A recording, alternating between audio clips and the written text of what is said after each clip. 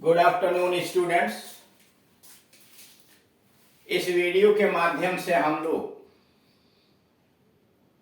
ऋतु मौसम बताने वाले हिंदी वाक्यों का अंग्रेजी में कैसे अनुवाद करते हैं, पहले नंबर पर उसकी जानकारी लें।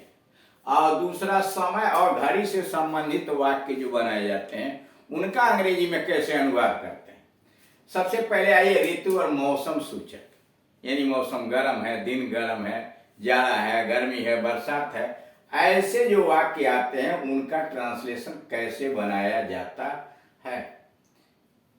ऐसे वाक्य जिनसे ऋतु या मौसम, ऐसे वाक्य जिनसे ऋतुओं का या मौसम का यानी सीजन, वेदर का बोध होता है। यानी हिंदी के वे वाक्य जिनसे ऋतु या मौसम, सीजन या वेदर का बोध होता है। और ऋतु मौसम सूचक संज्ञा यानी ऋतु बताने वाला नाउन कर्ता का कार्य करता है, उसके विषय में जानकारी। जैसे बसंत है, बसंत क्या है? एक मौसम है, सीजन है, और उसके बाद क्रिया आ गई है। यह सब्जेक्ट के स्थान पर भी आया है। बसंत है, इट इज स्प्रिंग। बसंत था, इट वाज स्प्रिंग।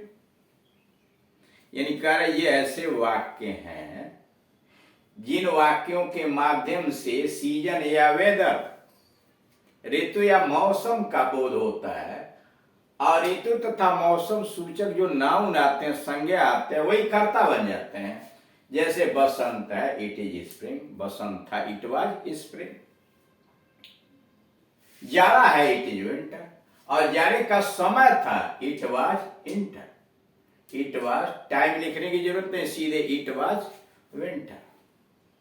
आज बहुत गर्मी है, it is very hot today. आज बहुत गर्मी है, it is very hot today. आज बहुत सर्दी है, it is very cold today. यानी इनमें आप देख रहे हैं कि जब ऋतु या मौसम से संबंधित बातें की जा रही हैं तो ऐसे वाक्यों का ट्रांसलेशन इज से शुरू हो रहा है। हिंदी में ऋतु बताने वाला नाउन सब्जेक्ट के स्थान पर आया है, लेकिन इंग्लिश में सब्जेक्ट के जगह पर एम्पटी इट है, इंट्रोडक्टरी इट है, उसके बाद वर्ब आ गया, क्रिया आ गई। और जो नाउन होता है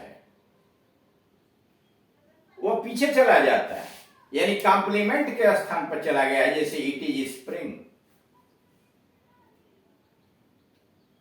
नोट, हिंदी में ऋतु मौसम सूचक संज्ञा कर्ता का कार्य करती है। हिंदी में आप देख रहे हैं कि ऋतु सूचक संज्ञा या मौसम सूचक संज्ञा जैसे बसंत, जाड़ा, गर्मी, यह क्या है?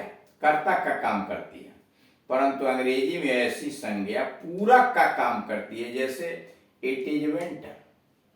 हिंदी में विंटर क्या है? सब्जेक्ट कर्ता के स्थान पर आया है। और अंग्रेजी में विंटर क्या है? इज का कॉम्प्लीमेंट के रूप में आया, पूरक के रूप में आया।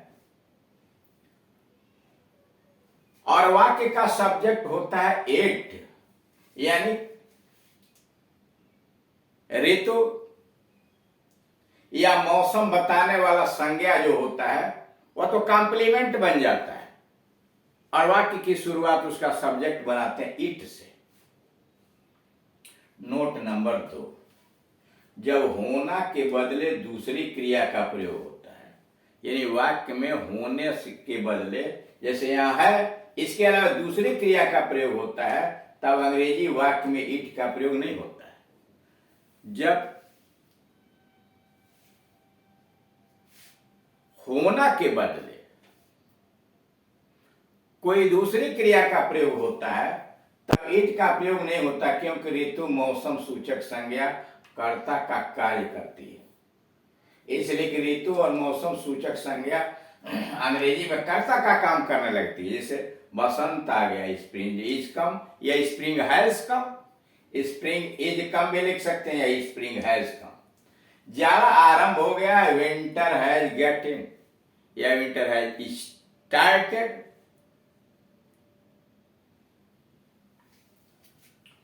ऐसे वाक्य जिनसे प्रकृति नेचर या मौसम वेदर संबंधी घटना यानी संज्ञा वाक्य में कर्ता का कार्य करती है। ऐसे वाक्य जिनसे प्रकृति नेचर या मौसम वेदर संबंधी घटना संज्ञा यानी संज्ञा या वाक्य में कर्ता का कार्य करती है। जैसे वर्षा हो रही है, या वर्षा जो है संज्ञा है, नाउन है, जो ऋतु सूचक है, मौसम सूचक है। इट इज रेनिंग, रिमझिम वर्षा हो रही है, इट इज ड्रिजलिंग। बर्फ गिर रही है, इट इज स्नोइंग। जोरों की हवा चल रही थी, it was blowing hard, it was blowing hard. यानी ये ऐसे वाक्य हैं जिनसे प्रकृति नेचर यानी प्रकृति नेचर या मौसम वेदर संबंधी घटना यानी संज्ञा वाक्य में कर्ता का कार्य कर रही है। जैसे वर्षा हो रही है, इट इज रेनिंग। रिमझिम वर्षा हो रही है, इट इज ड्रिजलिंग। रिमझिम वर्षा हो रही है, इट इज ड्रिजलिंग। बर्फ गिर रही है, इट इज स्नोइंग। जोरों की हवा चल रही थी, इट वॉज ब्लोइंग हॉट। रोज इट लगाइए और उसके बाद क्रिया आ जाती, सहायक क्रिया, मुख्य क्रिया। शोइंग वेदर कंडीशंस यानी वह क्रिया जो मौसम की दशाओं को प्रदर्शित करती है। Showing weather conditions. नोट, जब होना के बदले दूसरी क्रिया आती है, यानी वाक्य में होना के बदले दूसरी क्रिया आती है, तब अंग्रेजी वाक्य में इट का प्रयोग नहीं होता है।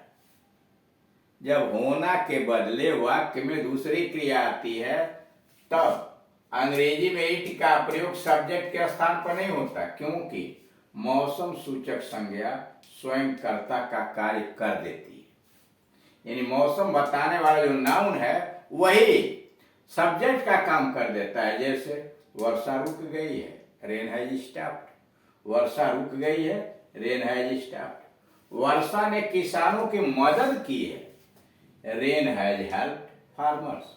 Rain has helped farmers. ये तो रहा एक मौसम और ऋतु से संबंधित बात है। अब बी पार्ट में समय और घड़ी संबंधित वाक्य, यानी घड़ी से संबंधित हिंदी वाक्य का अंग्रेजी में कैसे ट्रांसलेट करते हैं जिसमें समय भी हो। क्या आपके पास घड़ी है? पूछ रहा है, क्या आपके पास घड़ी है? Do you have a watch on you? क्या आपके पास घड़ी है?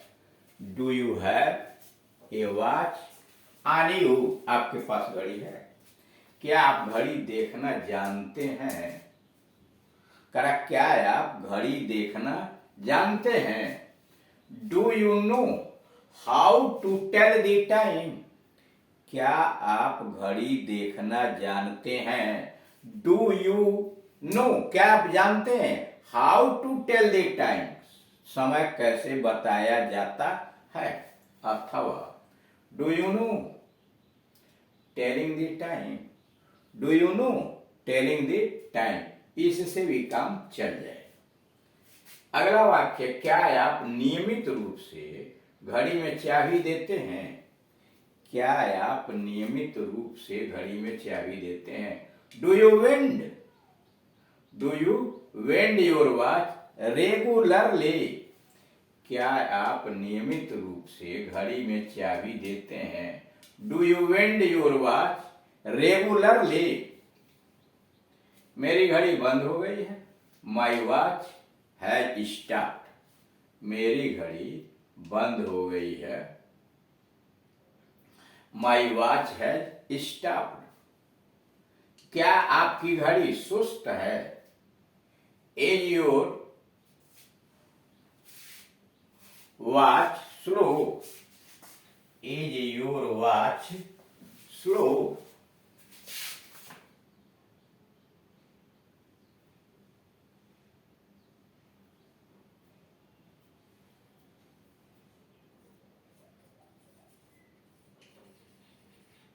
Is your watch slow? क्या आपकी घड़ी सुस्त हो गई है?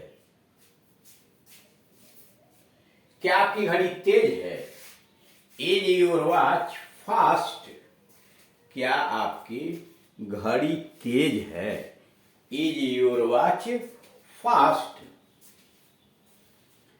यह घड़ी 5 मिनट रोज सुस्त चलती है। यह घड़ी 5 मिनट रोज सुस्त चलती है। This watch loses 5 minutes a day. यह घड़ी 5 मिनट रोज सुस्त चलती है। This watch loses 5 minutes a day. यह घड़ी ठीक चलती है। This watch neither gains nor loses.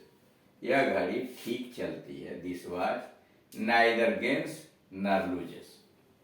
यह घड़ी 5 मिनट रोज तेज चलती है। यह घड़ी 5 मिनट रोज तेज चलती है। This watch gains 5 minutes a day. यह घड़ी 5 मिनट रोज तेज चलती है। This watch gains 5 minutes a day. यह घड़ी रेडियो से मिली हुई है। This watch is timed to the radio. This watch is timed to the radio. ये दीवार घड़ियां एक दूसरे से मिली हुई हैं। These wall clocks are synchronized करा। ये दीवार घड़ियां एक दूसरे से मिली हुई हैं। These wall clocks are synchronized. अभी कितना समय हुआ होगा? What do you make the time? अभी कितना समय हुआ होगा? आपका अंदाजा या अनुमान क्या है? अभी कितना समय हुआ होगा? आपका अंदाजा या अनुमान क्या है? What do you make the time? या what the time do you make it? What do you make the time? या what time do you make it? अभी कितना समय हुआ होगा? इसमें आपका अंदाजा क्या है? इस तरह से इस वीडियो में आपने देखा कि ऋतु से और मौसम सूचक संबंधित वाक्य को कैसे बोला जाता है और साथ ही साथ घड़ी से संबंधित बातों को किस प्रकार से हिंदी से अंग्रेजी में अनुवाद किया जाता है।